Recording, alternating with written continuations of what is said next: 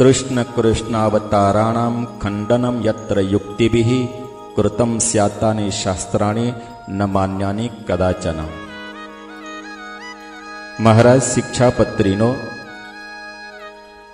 29મો શ્લોક તને લગતા કહે છે, મારા આશ્રિતો હોય તેમણે જે શાસ્ત્રોને વિશે યુક્તિઓ વડે કરીને ભગવાન અને ભગવાનના વરહાદિક અવતારોનું ખંડન કરેલું હોય તેવા પ્રકારના શાસ્ત્રો ક્યારે પણ માનવા નહીં, વાંચવા નહીં અને સાંભળવા પણ નહીં.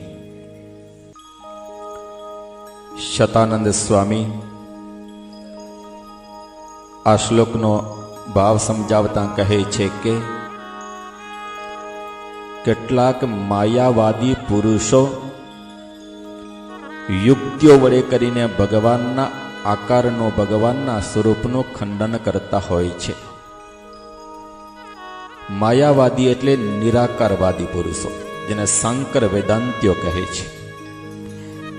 તો આવા માયાવાદી પુરુષો યુક્તિઓ લાવી કરી અને ભગવાનના સ્વરૂપનું, ભગવાનના આકારનું ખંડન કરતા હોય છે કે શાસ્ત્રોમાં સર્વત્ર ભગવાનની વ્યાપકતા પ્રતિપાદન કરેલી છે. યુક્તિઓ લાવી કરીને ભગવાનના આકારનું ખંડન કરતા હોય છે કેટલાક, કે શાસ્ત્રમાં તો ભગવાનની વ્યાપકતા પ્રતિપાદન કરેલી છે, અર્થાત પરમાત્મા તો અણુ અણુમાં વ્યાપીને રહેલા છે. વ્યાપનો અતિથિ વિષ્ણુ, જે અણુ અણુમાં વ્યાપીને રહે તેને કહેવાય વિષ્ણુ.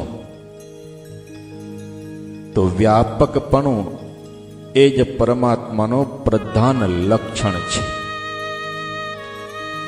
અને જે વ્યાપક હોય એ હંમેશા નિરાકાર હોય છે. આ માયાવાદીઓ યુક્તિઓ લાવી કરીને પરમાત્માના આકારનું ખંડન કરે છે કે જે વ્યાપક હોય એ હંમેશા નિરાકાર હોય, માટે પરમાત્મા નિરાકાર છે. જો પરમાત્મા સાકાર હોય તો એ પરમાત્મા આકારની સાથે વ્યાપક બની શકે નહીં, પરમાત્મા આકારની સાથે વ્યાપી શકે નહીં. આકારવાળી જે વસ્તુ હોય એ હંમેશા એક દેશને વિશે જ રહેલી હોય. જેમ કે આ આકૃતિ વિશિષ્ટ પુરુષો મૃત્યુલોકમાં રહે છે. જે સમયે મૃત્યુલોકમાં રહેલા હોય એ જ સમયે એ સ્વર્ગલોકને વિશે ન રહી શકે. અને જે સ્વર્ગલોકમાં રહેલા હોય એ જ સમયે એ મૃત્યુલોકની અંદર રહી શકે નહીં. ઘરમાં હોય ત્યારે એ જ સમયે એ બહાર ન હોઈ શકે, અને બહાર હોય એ વસ્તુ એ જ સમયે ઘરમાં ન હોઈ શકે. આ રીતે આકારવાળી વસ્તુ એક દેશસ્થ કહેલી છે. જેનો આકાર હોય એ હંમેશા એક દેશને વિશે રહે છે. માટે જો પરમાત્મા સાકાર હોય તો એ સાકાર પરમાત્માની વ્યાપકતા ક્યારે પણ ઘટી શકે નહીં. પણ શાસ્ત્રમાં તો પરમાત્માને વ્યાપક કહેલા છે. એ શાસ્ત્ર માન્ય સિદ્ધાંત છે કે પરમાત્મા તો વ્યાપક છે. તો શાસ્ત્ર માન્ય એવી પરમાત્માની જે વ્યાપકતા છે એનો કોઈ પણ તિરસ્કાર કરી શકે એમ નથી. પરમાત્માની વ્યાપકતાનો તો બધાએ સ્વીકાર કરે છે. વિશિષ્ટાદ્વૈત સિદ્ધાંતને અનુસરનારાઓ જે છે એ પણ પરમાત્માની વ્યાપકતાનો સ્વીકાર કરે છે. અદ્વૈત સિદ્ધાંતને અનુસરનારાઓ જે છે એ પણ પરમાત્માની વ્યાપકતાનો સ્વીકાર કરે છે કે પરમાત્મા વ્યાપક છે. દ્વૈતાદ્વૈત સિદ્ધાંતને જે અનુસરનારાઓ છે એ પણ પરમાત્માની વ્યાપકતાનો સ્વીકાર કરે છે. કેવલ દ્વૈત સિદ્ધાંતને અનુસરનારાઓ જે છે એ પણ પરમાત્માની વ્યાપકતાનો સ્વીકાર કરે છે. અને શુદ્ધાદ્વૈત સિદ્ધાંતને જે અનુસરનારાઓ છે એ પણ પરમાત્માની વ્યાપકતાનો સ્વીકાર કરે છે. પરમાત્મા વ્યાપક છે એ વસ્તુ બધાએ સ્વીકારે છે, બધાએ પરમાત્માની વ્યાપકતાનો સ્વીકાર કરે છે. આ રીતે આ શાસ્ત્ર માન્ય સિદ્ધાંત છે. પરમાત્મા વ્યાપક છે એમાં કોઈને પણ વાંધો નથી, શાસ્ત્ર માન્ય સિદ્ધાંત છે. માટે જો પરમાત્માની વ્યાપકતાનો સ્વીકાર કરવો હોય તો પરમાત્માને નિરાકાર જ કહેવા પડશે, પરમાત્માને નિરાકાર જ માનવા પડશે. તેથી માયાવાદીઓ યુક્તિઓ વડે કરીને પરમાત્માના આકારનું ખંડન કરે છે કે પરમાત્માને જો સાકાર કહેવા હોય તો પરમાત્માને એક દેશસ્થ કહેવા પડશે, કે પરમાત્મા એક દેશને વિશે જ રહેલા છે, વ્યાપક નથી. અને જો પરમાત્માને વ્યાપક કહેવા હોય તો પરમાત્માને નિરાકાર જ કહેવા પડશે. તેથી નિરાકાર એક જ બ્રહ્મ સત્ય છે. બ્રહ્મ સત્યમ જગન મિથ્યા જીવો બ્રહ્મૈવ કેવલમ. એક જ બ્રહ્મ સત્ય છે અને એ બ્રહ્મ નિરાકાર છે. અને રામકૃષ્ણાદિક અવતારોના જે આકારો જોવામાં આવે છે એ આકાર તો માયામય છે અને મિથ્યા છે. આકાર માત્ર મિથ્યા છે. જ્યાં જ્યાં આકાર જોવામાં આવે છે એ આકાર માત્ર મિથ્યા છે. તો રામકૃષ્ણાદિક ભગવાનના જે અવતારો છે એ અવતારોના જે આકારો જોવામાં આવે છે એ આકારો પણ મિથ્યા છે. આ રીતે સત્તાનંદ સ્વામી કહે છે કે યુક્તિઓ લાવી કરી અને યુક્તિઓ વડે કરીને ભગવાનના આકારનું ખંડન કરેલું હોય, ભગવાનના આકારનું મૂળમાંથી નિકંદન કરી નાખેલું હોય એવા શાસ્ત્રો મહારાજ કહે છે કે મારા આશ્રિતોએ ક્યારે વાંચવા નહીં અને સાંભળવા નહીં. અને એ શાસ્ત્રો નાસ્તિકના શાસ્ત્રોની પેઠે જ અસત્ય જાણવા, પણ એ શાસ્ત્રને ક્યારેય પણ સત્ય જાણવા નહીં. શતાનંદ સ્વામી આગળ વિવરણ કરતા સમજાવે છે કે વેદોમાં તો ભગવાનનું સાકારપણું જ પ્રતિપાદન કરેલું છે કે ભગવાન સાકાર છે. સર્વે વેદા યત પદમ આમનંતી ઇતિ શ્રુતિ. આ શ્રુતિનું વાક્ય છે, વેદનું વાક્ય છે. આ શ્રુતિનો એવો અર્થ છે કે સર્વે વેદો ભગવાનના ચરણનું પ્રતિપાદન કરે છે. તો શતાનંદ સ્વામી વિવરણ કરતા સમજાવે છે કે ભગવાનના જો ચરણ હોય તો બીજા અંગો પણ હોય. માટે વેદો ભગવાનને દિવ્ય મૂર્તિમાન પ્રતિપાદન કરે છે કે ભગવાન દિવ્ય મૂર્તિમાન સાકાર છે. અને વળી આ શ્રુતિનો બીજો અર્થ એ છે કે સર્વે વેદો યત પદમ એટલે જે ભગવાનનું સ્થાન તેનું પ્રતિપાદન કરે છે. સર્વે વેદો ભગવાનનું બ્રહ્મપુર નામનું સ્થાન તેનું પ્રતિપાદન કરે છે. તો શતાનંદ સ્વામી કહે છે કે નિરાકાર વસ્તુનું ક્યારે પણ સ્થાન હોતું નથી. નિરાકાર વસ્તુને કોઈ આધારની જરૂર રહેતી નથી.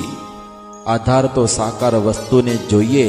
સ્થાન તો જે સાકાર વસ્તુ હોય એનું જો હોય તો પરમાત્માનું અહીંયા સ્થાન પ્રતિપાદન કરેલું છે કે સર્વે વેદો પરમાત્માના સ્થાનનું પ્રતિપાદન કરે છે કે પરમાત્માનું જો સ્થાન હોય તો એ પરમાત્મા સાકાર જ હોય. માટે પરમાત્મા સાકાર છે. હવે અહીં પ્રતિવાદી શંકા કરે છે, નનો નિર્ગુણમ તન નિરાકારમ પરમ બ્રહ્મ નિરિન્દ્રિયમ તદ અપાણીપાદમ ઇતિ. અહીં એક પ્રતિવાદી શંકા કરે છે કે તમે કહો છો કે શ્રુતિમાં પરમાત્માને સાકાર કહ્યા છે, પણ અહીં બતાવેલી જે આ શ્રુતિ છે એમાં તો પરમાત્મા નિર્ગુણ અને નિરાકાર જ સિદ્ધ થાય છે. પરમાત્મા નિર્ગુણ છે અને પરમાત્મા નિરાકાર છે. આ પ્રમાણે આ શ્રુતિમાં સિદ્ધ થાય છે. પ્રતિવાદી શંકા કરતા કહે છે કે આ શ્રુતિમાં તો પ્રતિપાદન કરવામાં આવેલું છે કે પરમાત્મા નિર્ગુણ છે, નિરાકાર છે, ઇન્દ્રિયોથી રહિત છે, પરમાત્માના હાથ નથી, પરમાત્માના ચરણ નથી. આ રીતે શ્રુતિઓ પરમાત્માને નિર્ગુણ કહે છે અને નિરાકાર જ કહે છે. તો પ્રતિવાદી શંકા કરતા કહે છે કે તમો એ પરમાત્માને સગુણ અને સાકાર કેવી રીતે કહો છો? આ પણ એક શ્રુતિનું વાક્ય છે કે ભગવાન નિર્ગુણ છે, ભગવાન નિરાકાર છે, ભગવાનને ઇન્દ્રિયો નથી, ભગવાનને હાથ નથી, ભગવાનને ચરણ નથી, આ પણ એક શ્રુતિનું વાક્ય છે, વેદનું વાક્ય છે. તો તમે કેવી રીતે પરમાત્માને સગુણ અને સાકાર કહો છો? આ શંકાનો જવાબ આપતા શતાનંદ સ્વામી કહે છે કે તમારી વાત સાચી છે. શ્રુતિઓ જે કંઈ પણ કહે છે એ સત્ય જ કહે છે, કે શ્રુતિઓ ક્યારે ખોટું કહે જ નહીં. શ્રુતિઓમાં કોઈ પણ જાતનો દોષ નથી. જે દોષ છે એ પોતાની સમજણમાં છે. શતાનંદ સ્વામી કહે છે કે શ્રુતિનો શું અભિપ્રાય છે, એ અભિપ્રાયને સમજવામાં દોષ છે, પણ શ્રુતિનો કોઈ દોષ નથી. શતાનંદ સ્વામી કહે છે કે શ્રુતિનો અભિપ્રાય એવો છે કે ભગવાનની અંદર માયામય સત્વાદિક ગુણો નથી. શ્રુતિઓ ભગવાનને નિર્ગુણ કહે છે, એનું કારણ એ છે કે ભગવાનની અંદર નથી, ગુણો નથી. તો કયા ગુણો નથી? તો કે માયામય સત્વગુણ, રજગુણ અને તમગુણ, આ માયાના ગુણો છે. એ માયાના ગુણો ભગવાનની અંદર નથી, માટે શ્રુતિઓ પરમાત્માને નિર્ગુણ કહે છે. તો શ્રુતિઓ જે પરમાત્માને નિર્ગુણ કહે છે એ બરાબર જ કહે છે, પણ એનો અભિપ્રાય આપણે સમજતા નથી કે શ્રુતિનો અભિપ્રાય શું છે. શ્રુતિનો અભિપ્રાય એ છે કે ભગવાન નિર્ગુણ છે, એટલે ગુણો નથી. કયા ગુણો નથી? કે માયિક ગુણો નથી. સત્વગુણ, રજગુણ અને તમોગુણ, આ ત્રણ ગુણો ભગવાનને વિશે નથી, માટે ભગવાનને નિર્ગુણ કહેલા છે. પરંતુ દિવ્ય એવા જ્ઞાન, શક્તિ, બલ, ઐશ્વર્ય, વીર્ય, તેજ, દયા, ક્ષમા ઇત્યાદિ અનંત કલ્યાણકારી ગુણો ભગવાનમાં રહ્યા છે. તેથી શ્રુતિઓ પરમાત્માને સગુણ કહે છે. શ્રુતિઓ જ પરમાત્માને સગુણ કહે છે અને શ્રુતિઓ જ પરમાત્માને નિર્ગુણ કહે છે. શ્રુતિઓ પરમાત્માને નિર્ગુણ શા માટે કહે છે અને શ્રુતિઓ પરમાત્માને સગુણ શા માટે કહે છે? તો ભગવાનની અંદર ગુણો નથી. એટલે કયા ગુણો નથી? માયિક ગુણો નથી, માટે શ્રુતિઓ એ પરમાત્માને નિર્ગુણ કહે છે. અને પરમાત્માની અંદર કલ્યાણકારી દિવ્ય ગુણો છે, માટે શ્રુતિઓ પરમાત્માને સગુણ કહે છે. શતાનંદ સ્વામી વિવરણ કરતા સમજાવે છે કે શ્રુતિની અંદર એમ કહ્યું કે ભગવાનને હાથ નથી અને ભગવાનને ચરણ પણ નથી. તો ભગવાનને હાથ નથી, ભગવાનને ચરણ નથી, એટલે ભગવાનને આપણા જેવા માયિક હાથ નથી, ભગવાનને આપણા જેવા માયિક ચરણ નથી, માટે શ્રુતિઓ પરમાત્માને નિરાકાર કહે છે. શ્રુતિઓ જ પરમાત્માને નિરાકાર કહે છે અને શ્રુતિઓ જ પરમાત્માને સાકાર કહે છે. એમાં શ્રુતિનો અભિપ્રાય એ છે કે ભગવાનને આપણા જેવો આકાર નથી, ભગવાનને આપણા જેવા માયિક હાથ નથી, ભગવાનને આપણા જેવા માયિક ચરણ નથી, માટે શ્રુતિઓ પરમાત્માને નિરાકાર કહે છે. અને પરમાત્માને માયાના કાર્યથી રહિત એવા દિવ્ય હસ્ત છે, દિવ્ય ચરણ છે, માટે શ્રુતિ પરમાત્માને દિવ્ય સાકાર કહે છે. ભગવાનનો દિવ્ય આકાર છે, માટે પરમાત્મા સાકાર છે. પરમાત્માને આકાર નથી. કયો આકાર નથી? તો કે માયિક આકાર નથી, માટે શ્રુતિઓ પરમાત્માને નિરાકાર કહે છે. પરમાત્માને આકાર છે, તો કયો આકાર છે? તો કે દિવ્ય આકાર છે, માટે શ્રુતિઓ પરમાત્માને સાકાર કહે છે. અને વળી શ્રુતિઓમાં એમ કહ્યું કે પરમાત્માની ઇન્દ્રિયો નથી. આ પ્રમાણે શ્રુતિમાં કહ્યું. તો શતાનંદ સ્વામી વિવરણ કરતા સમજાવે છે ત્યાં પણ પરમાત્માને આપણા જેવી માયિક ઇન્દ્રિયો નથી. આપણી જેવી માયિક ઇન્દ્રિયો છે એવી પરમાત્માની માયિક ઇન્દ્રિયો નથી, પણ પરમાત્માને દિવ્ય ઇન્દ્રિયો તો છે જ એમ સમજવું. માટે શ્રુતિઓથી જ એ સિદ્ધ થાય છે કે પરમાત્મા સગુણ છે અને પરમાત્મા સાકાર છે. અને શ્રુતિઓથી જ એ સિદ્ધ થાય છે કે પરમાત્મા નિર્ગુણ છે અને પરમાત્મા નિરાકાર છે. શા માટે પરમાત્મા નિર્ગુણ છે અને શા માટે પરમાત્મા નિરાકાર છે, એ શ્રુતિઓનો અભિપ્રાય જે જાણી શકે નહીં એ પરમાત્માને નિર્ગુણ અને નિરાકાર કહે છે. પરંતુ પરમાત્મા તો સગુણ અને સાકાર જ છે. એટલા જ માટે શ્રી ભાષ્યની વિશે રામાનુજાચાર્યે પણ દિવ્ય કલ્યાણકારી ગુણના યોગે કરીને ભગવાનનું સગુણપણું પ્રતિપાદન કરેલું છે. દિવ્ય કલ્યાણકારી ગુણના યોગે કરીને પરમાત્માનું સગુણપણું પ્રતિપાદન કરેલું છે. અને દિવ્ય જે પરમાત્માનો આકાર તેના યોગે કરીને પરમાત્માનું સાકારપણું પ્રતિપાદન કરેલું છે. અને તેવી જ રીતે પ્રાકૃત એવા માયિક ગુણના અભાવે કરીને પરમાત્માનું નિર્ગુણપણું પ્રતિપાદન કરેલું છે. અને દિવ્ય એવા કલ્યાણકારી ગુણના યોગે કરીને પરમાત્માનું સગુણપણું પ્રતિપાદન કરેલું છે. આ પ્રમાણે શ્રી ભાષ્યને વિશે મોટા વિસ્તારથી પ્રતિપાદન કર્યું છે. માટે પરમાત્મા સગુણ પણ છે અને નિર્ગુણ પણ છે, સાકાર પણ છે અને નિરાકાર પણ છે. પણ કઈ રીતે સાકાર છે અને કઈ રીતે નિરાકાર છે, કઈ રીતે સગુણ છે અને કઈ રીતે નિર્ગુણ છે એ સમજવું જોઈએ. અને વળી સ ઐક્ષત લોકાનું સૃજા એતિ, બીજી એક શ્રુતિ છે. એ શ્રુતિની અંદર એમ કહેલું છે કે આદિ સૃષ્ટિકાળને વિશે હજી એક કાર્ય ઉત્પન્ન થયેલું ન હતું, આ જગત ઉત્પન્ન થયેલું ન હતું, માયાનું કાર્ય પ્રકૃતિને વિશે લીન હતું. તે સમયની વિશે પરમાત્માએ સૃષ્ટિ કરવાનો સંકલ્પ કર્યો. પરમાત્માએ જ્યારે સૃષ્ટિ કરવાનો સંકલ્પ કર્યો ત્યારે પરમાત્માએ મહામાયા સામે દ્રષ્ટિ કરી, મહામાયા સામે જોયું. તો આ રીતે સંકલ્પ કરવો અને જોવું એ નિરાકારથી થઈ શકે નહીં. જે નિરાકાર હોય એ કદી સંકલ્પ પણ કરી શકે નહીં અને નિરાકાર હોય એ કદી જોઈ પણ શકે નહીં.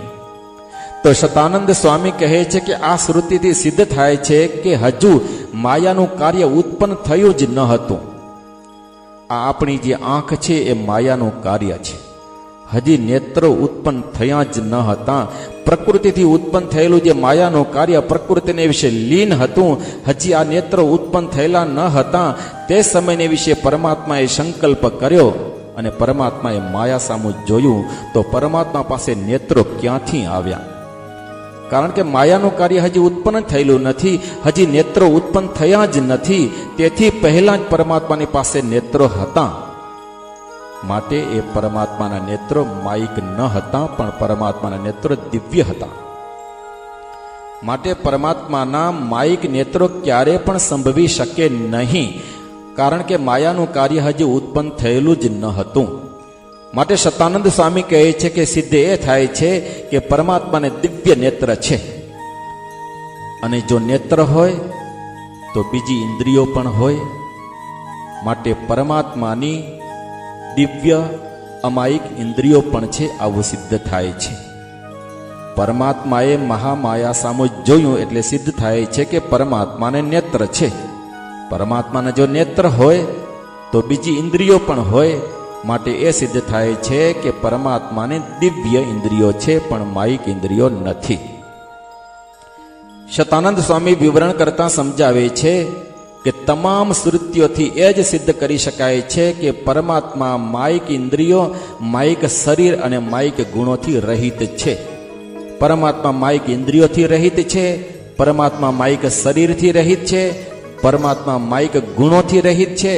માટે પરમાત્માને નિરાકાર અને નિર્ગુણ કહેવામાં આવે છે. પરમાત્માને માયિક આકાર નથી એટલે પરમાત્માને નિરાકાર કહેવામાં આવે છે. અને પરમાત્માને માયિક ગુણો નથી માટે પરમાત્માને નિર્ગુણ કહેવામાં આવે છે. અને પરમાત્માને દિવ્ય ઇન્દ્રિયો છે, પરમાત્માને દિવ્ય શરીર છે, પરમાત્માની અંદર દિવ્ય કલ્યાણકારી ગુણો છે. તેથી પરમાત્માને સગુણ અને સાકાર કહેવામાં આવે છે. શતાનંદ સ્વામી વિવરણ કરતા સમજાવે છે, શાસ્ત્રોમાં ઘણી જગ્યાએ પરમાત્માને અરૂપ કહેલા છે. અરૂપ કહ્યા છે એનું કારણ એ છે પરમાત્મા આપણા આ માયિક નેત્રોથી જોઈ શકાતા નથી.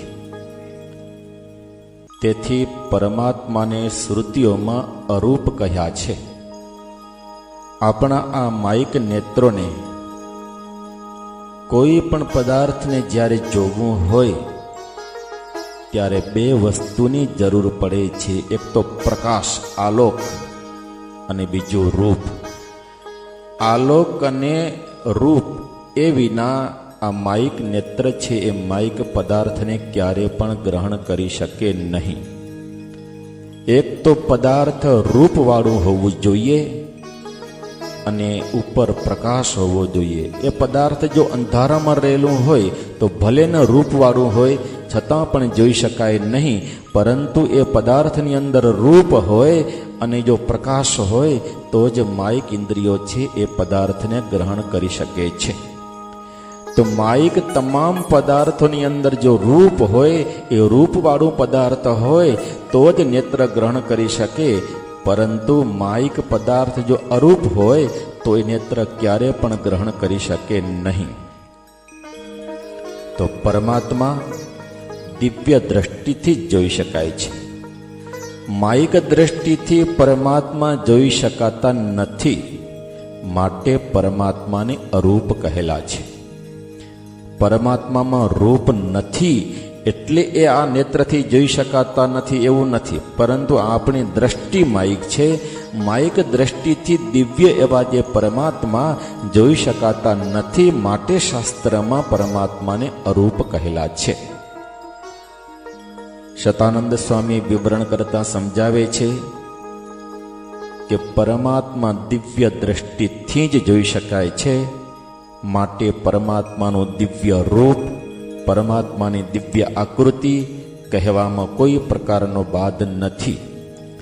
યોગ્ય દિવ્ય દ્રષ્ટિથી પોતાના હૃદયમાં પરમાત્માને દેખે છે એ તમામ શાસ્ત્રોમાં વર્ણન કરેલું છે કે યોગ્ય પોતાના હૃદયમાં પરમાત્માને દિવ્ય દ્રષ્ટિથી દેખે છે માટે પરમાત્મા સાકાર છે અને રૂપવાન છે. અને વળી યોગ્ય પોતાના હૃદયમાં પરમાત્માને દેખે છે માટે દ્રષ્ટા અને દ્રશ્ય આ બંનેની અંદર ભેદ પણ સિદ્ધ થાય છે.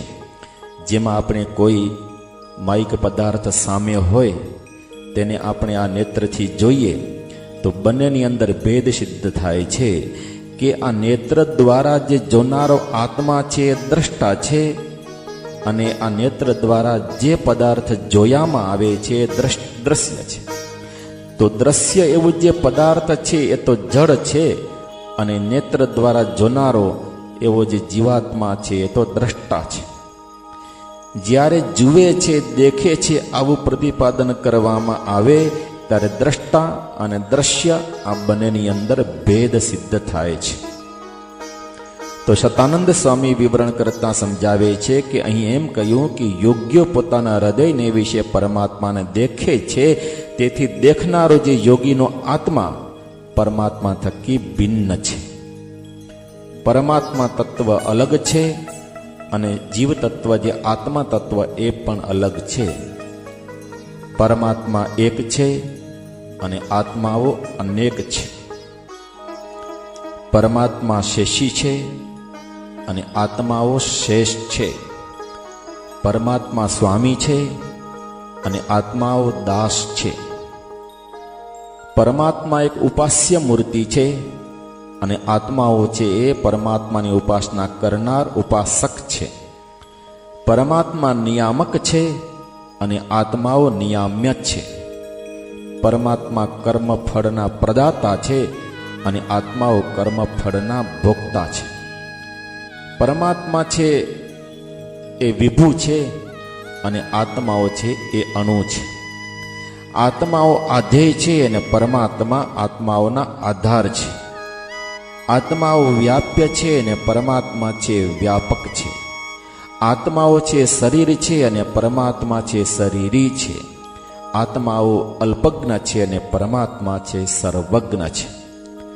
તો શતાનંદ સ્વામી કહે છે, આ રીતે પરમાત્મા અને જીવાત્માઓ પરસ્પર વિપરીત ધર્મોથી વિશિષ્ટ હોવાથી બંનેની અંદર મહાન ભેદ શ્રી ભાષ્યમાં વિસ્તારેલો છે કે આત્માઓ અને પરમાત્મા આ બંને અલગ છે અને આ બંનેની અંદર મહાન ભેદ છે.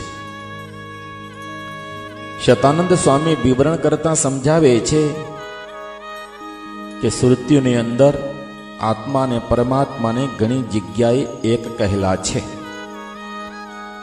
કે આત્મા અને પરમાત્મા બંને અલગ નથી, એક જ વસ્તુ છે. આ રીતે શ્રુતિઓમાં ઘણી જગ્યાએ પ્રતિપાદન કરેલું છે. તો શતાનંદ સ્વામી કહે છે કે અપૃથક વિશેષણ છે જીવાત્માઓ પરમાત્માનું. પરમાત્મા થકી જીવાત્માઓ ક્યારે પણ અલગ પડી શકતા નથી. જીવાત્માઓનું જે અસ્તિત્વ છે એ પરમાત્માને આધીન છે. જીવાત્માઓ પરમાત્માનું અપૃથક વિશેષણ છે કે જે વિશેષણ ક્યારે પણ જુદું ન પડી શકે તેને કહેવાય અપૃથક વિશેષણ. અને જે અપૃથક વિશેષણ હોય એ વિશેષ્યથી ક્યારે પણ અલગ રહી શકે નહીં. જેમ ગુણ દ્રવ્ય વિના રહી શકે નહીં. જેમ પૃથ્વી છે એક દ્રવ્ય છે અને ગંધ એનો ગુણ છે. ગંધ એમનો ગુણ છે. ગંધ પૃથ્વીને છોડીને સ્વતંત્ર રીતે ક્યારે પણ અલગ રહી શકે નહીં. ગુણનો ધર્મ છે કે દ્રવ્યને આશ્રીને જ રહેવું. જેમ પુષ્પ છે, પુષ્પની અંદર સુગંધી છે, તો પુષ્પ છે એક દ્રવ્ય છે અને સુગંધ છે એક ગુણ છે. એ સુગંધ છે પુષ્પને છોડીને ક્યારે પણ સ્વતંત્રપણે અલગ રહી શકે નહીં. એવી જ રીતે જીવાત્માઓ છે એ પરમાત્માનું વિશેષણ છે, અપૃથક વિશેષણ છે. એટલે અપૃથક વિશેષણ છે એ પરમાત્માને છોડીને અલગ સ્વતંત્ર રીતે ક્યારે પણ એનું અસ્તિત્વ હોઈ શકે નહીં અને એ રહી શકે નહીં. માટે શાસ્ત્રોમાં પરમાત્માને અને જીવાત્માને એક કહ્યા છે, પરંતુ એક નથી. તત્વ તો અલગ છે, પરંતુ અપૃથક વિશેષણ છે.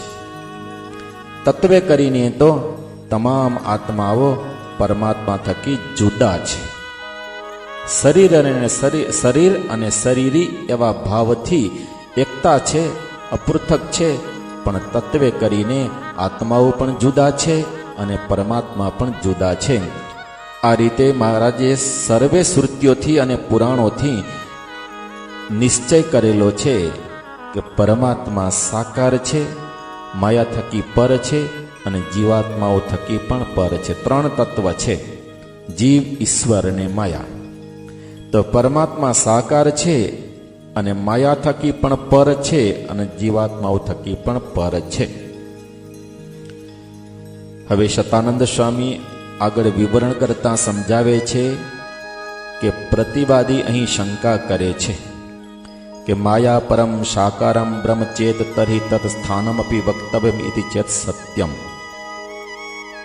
પ્રતિવાદી એવી શંકા કરે છે કે તમે શ્રુતિઓ, સ્મૃતિઓ, પુરાણોના પ્રમાણ લઈ કરી અને તમે એ સિદ્ધ કર્યું કે પરમાત્મા સાકાર છે, પરમાત્મા માયા થકી પર છે અને પરમાત્મા સાકાર છે, એ તમે સિદ્ધ કર્યું. તો પ્રતિવાદી શંકા કરે છે કે પરમાત્મા જો માયાથી પર અને સાકાર હોય તો એ સાકાર પરમાત્માનું સ્થાન પણ તમારે કહેવું જોઈશે. નિરાકાર જો પરમાત્મા હોય તો નિરાકારનું તો કોઈ સ્થાન હોતું નથી. જે સાકાર વસ્તુ હોય તેનું સ્થાન હોય છે. જેવી રીતે પૃથ્વી છે એ સાકાર છે તો એનું સ્થાન પૃથ્વી લોક છે. જળ છે એ સાકાર છે તો એનું સ્થાન વરુણ લોક છે. તેજ છે એ સાકાર છે તો એનું સ્થાન અગ્નિલોક છે. અને વાયુ છે એ પણ સાકાર છે તો એનું સ્થાન વાયુલોક છે. પણ આકાશને નિરાકાર કયો છે, એનું સ્થાન કોઈ પણ બતાવેલું નથી, આકાશલોક નથી. એ જ રીતે પરમાત્મા જો સાકાર હોય તો તમારે એ પરમાત્માનું સ્થાન કહેવું જ જોઈશે. નિરાકાર વસ્તુને આધાર જોઈતો નથી, અર્થાત નિરાકાર વસ્તુને રહેવાનું કોઈ સ્થાન હોતું નથી. નિરાકાર વસ્તુ સર્વત્ર વ્યાપક હોય છે. સાકાર વસ્તુને તો આધાર જોઈએ, અર્થાત રહેવાનું સ્થાન જોઈએ.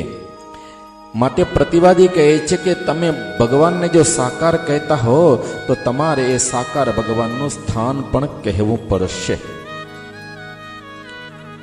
આ પ્રતિવાદીની શંકા છે. ત્યારે આના જવાબમાં શતાનંદ સ્વામી કહે છે કે તમારી વાત બિલકુલ સાચી છે કે જે સાકાર વસ્તુ હોય એને આધાર જોઈએ. ભગવાન જો સાકાર હોય તો તેનું રહેવાનું સ્થાન પણ હોવું જ જોઈએ, અને એ રહેવાનું સ્થાન છે. પરમાત્માનું જે સ્થાન એ શ્રુતિઓ, સ્મૃતિઓ, પુરાણો અને ઇતિહાસોમાં પ્રસિદ્ધ છે કે જેનું નામ અક્ષરધામ છે, જેનું નામ અક્ષર બ્રહ્મ છે, જેનું નામ બ્રહ્મલોક છે, જેને બ્રહ્મલોક કહે છે, જેને વૈકુંઠ કહે છે, અને તેવી જ રીતે જેને બ્રહ્મપુર કહે છે, જેને પરમપદ કહે છે, જેને ચિદાકાશ કહે છે, જેને પરમાકાશ કહે છે, આવું એક પરમાત્માનું સ્થાન છે. એ શ્રુતિઓ, સ્મૃતિઓ, પુરાણો અને ઇતિહાસોમાં પ્રસિદ્ધ છે. શતાનંદ સ્વામી કહે છે કે શ્રુતિની અંદર પરમાત્માનું એ સ્થાન પ્રતિપાદન કરેલું છે કે એતત સત્યમ બ્રહ્મપુરમ ઇતિ અપહત પાપમાં હિ એષ બ્રહ્મલોક. શ્રુતિઓમાં પરમાત્માના સ્થાનને બ્રહ્મપુર અને બ્રહ્મલોક આવા શબ્દથી કહેલું છે. શ્રુતિની અંદર કહેલું છે કે જે આ બ્રહ્મપુર ધામ છે એ અવિનાશી છે, અને જે આ બ્રહ્મલોક છે એ તમામ પાપોથી રહિત છે. આ પ્રમાણે શ્રુતિમાં પ્રતિપાદન કરેલું છે. અને વળી સ્મૃતિ જે ભગવદ્ ગીતાની અંદર પણ પરમાત્માનું સ્થાન બતાવેલું છે. તત્ર પ્રયાતા ગચ્છન્તિ બ્રહ્મવિદો જનાઃ. ભગવદ્ ગીતાને વિશે શ્રી કૃષ્ણ ભગવાને અર્જુન પ્રત્યે કહેલું છે કે હે અર્જુન, અર્ચિરાદી માર્ગે જનારા બ્રહ્મજ્ઞાનીઓ પરમાત્માના બ્રહ્મપુર નામના સ્થાનને પામે છે. એનો માર્ગ પણ બતાવે છે. ભગવાનના ધામમાં જવું હોય તો એનો માર્ગ અર્ચિરાદી માર્ગ છે. તો અર્ચિરાદી માર્ગે ભગવાનના ધામમાં જવાય છે. તો એ બ્રહ્મપુર, બ્રહ્મલોક નામનું પરમાત્માનું સ્થાન છે, એમ ગીતાની અંદર પ્રતિપાદન કરેલું છે.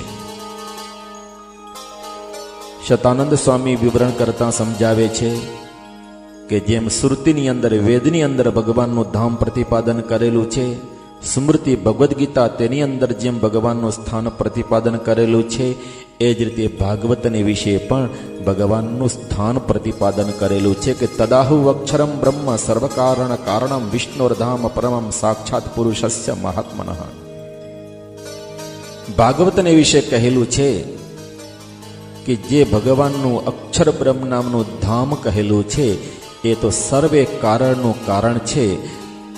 તો અક્ષર બ્રહ્મ જે કહેલું છે એ સર્વે કારણનું કારણ છે, અને સર્વથી ઉત્કૃષ્ટ એવું એ વિષ્ણુનું ધામ છે. તો આ પ્રમાણે ભાગવતને વિશે પણ પરમાત્માનું સ્થાન બતાવેલું છે. મહાભારત ઇતિહાસ છે, તો મહાભારતને વિશે પણ ભગવાનનું સ્થાન છે એ બતાવેલું છે કે ચતુર્ણામ લોકપાલાનામ શુક્રસ્યાથ બૃહસ્પતિઃ મરુતાનામ વિશ્વદેવાનામ સાધ્યાનામ અશ્વિનોરપી રુદ્રાદિત્ય વસુનામ ચ તથા અન્યશામ દિવૌકસામ સ્થાનાની નિર્યા એવ સ્થાનસ્ય પરમાત્મનઃ. આ મહાભારતને વિશે કહેલું છે કે પરમાત્માનું સ્થાન એવું છે, સર્વથી ઉત્કૃષ્ટ છે અને અતિ સુખરૂપ છે. તો સર્વથી ઉત્કૃષ્ટ અને અતિ સુખરૂપ એવા જે પરમાત્માનું ધામ, એવું જે પરમાત્માનું ધામ, એ પરમાત્માના ધામની આગળ તમામ દેવતાઓના સ્થાનો છે એ નરકની સમાન કહેલા છે. તો આ રીતે પરમાત્માનું સ્થાન બતાવેલું છે. માટે સર્વે સ્થાનોથી ઉત્કૃષ્ટ, શ્રેષ્ઠ પરમાત્માનું બ્રહ્મપુર, અક્ષર બ્રહ્મ, અક્ષરધામ, બ્રહ્મલોક આવા નામનું એ પરમાત્માનું સ્થાન છે એ સિદ્ધ થાય છે. માટે પરમાત્માનું સ્થાન છે, માટે પરમાત્મા સાકાર છે. સાકાર હોય એને સ્થાન જોઈએ, માટે પરમાત્માનું સ્થાન પણ છે અને પરમાત્મા સાકાર પણ છે. વળી માયાવાદીઓ બીજી શંકા કરતા કહે છે કે ભગવાનનું સ્થાન જો હોય, ભગવાન જો સાકાર હોય તો ભગવાન હવે એક જ જગ્યાએ બેઠા છે, ધામની અંદર જ. જે સાકાર વસ્તુ હોય એ એક દેશસ્થ હોય. તમે એમ કહ્યું કે પરમાત્મા સાકાર છે, તો ભલે સાકાર હોય તો સાકારનું સ્થાન જોઈએ. તો તમે એનું સ્થાન બતાવ્યું કે અક્ષરધામ, બ્રહ્મપુર, બ્રહ્મલોક એ પરમાત્માનું સ્થાન છે. તો હવે પરમાત્મા પોતાના સ્થાનને વિશે અક્ષરધામમાં એક જ જગ્યાએ બિરાજમાન છે. પરમાત્મા એક દેશસ્થ છે. પ્રતિવાદીની શંકા એવી છે કે જે સાકાર હોય એ એક દેશસ્થ હોય, એક જ જગ્યાએ બિરાજમાન હોય. તો સાકાર વસ્તુ હંમેશા એક જ સ્થાનમાં રહેલી હોય, સાકાર હોય એનું વ્યાપકપણું ક્યારે પણ ઘટી શકે નહીં. અહીં તો ભગવાનનું ધામ છે એ સિદ્ધ થયું, ભગવાન સાકાર છે એ પણ સિદ્ધ થયું. સાકાર ભગવાન પોતાના ધામમાં એક જ જગ્યાએ બિરાજેલા છે. તેથી એ સિદ્ધ થાય છે કે પરમાત્મા એક દેશસ્થ છે. પરમાત્મા પરિચ્છિન્ન છે, પરમાત્મા અપરિચ્છિન્ન નથી, પરમાત્મા વ્યાપક નથી. તો પરમાત્માની વ્યાપકતા ઘટી શકે નહીં, આ પ્રતિવાદીની શંકા છે. પરમાત્માને જો સાકાર કહો તો એનું સ્થાન જોઈએ, અને જો તમે એનું સ્થાન કહો તો પરમાત્મા પોતાના સ્થાનને વિશે એક જ જગ્યાએ બિરાજેલા છે એ સિદ્ધ થાય.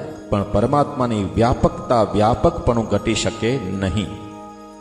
આનો ઉત્તર આપતા શતાનંદ સ્વામી કહે છે, પરમાત્મા સાકાર પણ છે, ધામમાં પણ રહેલા છે, અને અનંતકોટી બ્રહ્માંડમાં વ્યાપીને પણ રહેલા છે. દ્રષ્ટાંત આપે છે, જેમ આકાશમાં સૂર્ય રહેલો છે. આકાશમાં રહેલો સૂર્ય છે, સાકાર છે, છતાં પણ પોતાના સ્વરૂપમાંથી નીકળતા તેજ વડે કરીને સાજા બ્રહ્માંડમાં એ સૂર્ય વ્યાપીને રહેલો છે. તેવી જ રીતે શતાનંદ સ્વામી કહે છે, પરમાત્મા પણ બ્રહ્મલોક નામના પોતાના સ્થાનમાં સાકાર રૂપે રહ્યા છે. સાકાર રૂપે રહ્યા થકા જ પોતાની એક અંતર્યામી શક્તિ છે. પોતાના સ્વરૂપભૂત જે સચ્ચિત આનંદ એ આદિક શક્તિઓ વડે કરીને માયા અને માયાના કાર્યભૂત જે જીવો અને ઈશ્વરો તેને વિશે અંતર્યામી રૂપે અર્થાત સાક્ષી રૂપે પરમાત્મા વ્યાપીને રહ્યા છે. પરમાત્મા સમર્થ છે. જેમાં જીવ છે એક હૃદયમાં એક સ્થાનકને વિશે રહેલો છે, એક સ્થાનકને વિશે રહી કરીને સાજા શરીરમાં પોતાની શક્તિથી વ્યાપીને રહેલો છે. પણ આ જીવ છે અસમર્થ છે. અસમર્થ છે એટલે એની શક્તિ કેવળ શરીરમાં વ્યાપવા સુધીની છે. હૃદયમાં જીવ રહેલો છે અને પોતાની જ્ઞાન શક્તિથી સાજા શરીરમાં વ્યાપીને રહેલો છે. અને એને જીવ જ્યારે ઉપાસના કરીને સમર્થ થાય છે ત્યારે એ જીવ કેવળ હૃદયમાં રહેલો હોય છતાં પણ સાજા બ્રહ્માંડને વિશે જ્ઞાન શક્તિએ કરીને વ્યાપી શકે છે. તો જીવ જો પોતાની જ્ઞાન શક્તિએ કરીને સાજા બ્રહ્માંડમાં જો વ્યાપી શકતો હોય તો પરમાત્મા કેવી રીતે ન વ્યાપી શકે? જીવ તો અણુ છે અને પરમાત્મા તો વિભુ છે. પરમાત્મા તો જ્ઞાન શક્તિએ કરીને પણ વ્યાપી શકે છે અને પરમાત્મા તો સ્વરૂપે કરીને પણ વ્યાપી શકે છે. પરંતુ જીવ અને પરમાત્માની અંદર ભેદ એટલો છે કે જીવ કેવળ જ્ઞાન શક્તિથી વ્યાપક બની શકે છે, પણ પરમાત્મા તો સ્વરૂપે કરીને પણ વ્યાપક બની શકે છે અને ધર્મભૂત જ્ઞાન શક્તિએ કરીને પણ પરમાત્મા વ્યાપક બની શકે છે. માટે શતાનંદ સ્વામીનો અભિપ્રાય છે કે ભલે ભગવાન સાકાર છે, ભગવાન ધામની અંદર રહ્યા છે, છતાં પણ ધામની અંદર સાકાર રૂપે રહ્યા થતાં પણ પરમાત્મા પરિચ્છિન્ન નથી, સર્વત્ર વ્યાપક છે પોતાની જ્ઞાન શક્તિથી, પોતાની અંતર્યામી શક્તિથી. આ રીતે પરમાત્મા સાકાર હોવા છતાં પણ પરમાત્માની વ્યાપકતાનું ખંડન થતું નથી. આવો શતાનંદ સ્વામીનો અભિપ્રાય છે. આગળ શતાનંદ સ્વામી વિવરણ કરતા સમજાવે છે કે વેદોમાં, ઉપનિષદોમાં, સ્મૃતિઓમાં અને પુરાણોમાં ભગવાન અને ભગવાનના વરહાદિક અવતારોનું દિવ્ય મૂર્તિમાનપણું પ્રતિપાદન કરેલું છે, માયાના ગુણોથી રહિતપણું પ્રતિપાદન કરેલું છે અને સમગ્ર કલ્યાણકારી ગુણોથી યુક્તપણું પ્રતિપાદન કર્યું છે. શાસ્ત્રોની અંદર ભગવાનના વરહાદિક અવતારોનું દિવ્ય મૂર્તિમાનપણું પ્રતિપાદન કરેલું છે. માટે પરમાત્મા સાકાર છે. માયાના ગુણોથી રહિતપણું પ્રતિપાદન કરેલું છે. માટે પરમાત્મા નિર્ગુણ છે અને કલ્યાણકારી ગુણોથી યુક્તપણું પ્રતિપાદન કર્યું છે. માટે પરમાત્મા સાકાર છે. અને તે જ રીતે પરમાત્માના ધામમાં જે મુક્તો રહ્યા છે એ મુક્તો પણ દિવ્ય મૂર્તિમાન સાકાર છે. માયાના ગુણોથી રહિત છે અને એ મુક્તો પણ દિવ્ય કલ્યાણકારી ગુણોથી યુક્ત છે, આવું શાસ્ત્રમાં પ્રતિપાદન કર્યું છે. જેમ પરમાત્માની અંદર એક માયાનો લેશ પણ નથી, એ જ રીતે ભગવાનનું જે ધામ છે એ ધામની અંદર પણ એક માયાનો લેશ નથી, અને ધામમાં રહેલા જે મુક્તો છે એ મુક્તોની અંદર પણ માયાનો એક લેશ નથી. ભગવાનનું ધામ માયાથી પર છે, મુક્તો પણ માયાથી પર છે, અને ભગવાન પોતે પણ માયાથી પર છે. શતાનંદ સ્વામી વિવરણ કરતા સમજાવે છે કે કોઈક શાસ્ત્રોમાં ભગવાન અને ભગવાનના વરાધિક અવતારોનું નિર્ગુણપણું અને નિરાકારપણું પ્રતિપાદન કર્યું હોય એવા શાસ્ત્રોને મહારાજનો અભિપ્રાય છે કે ક્યારે પણ વાંચવા નહીં અને સાંભળવા નહીં.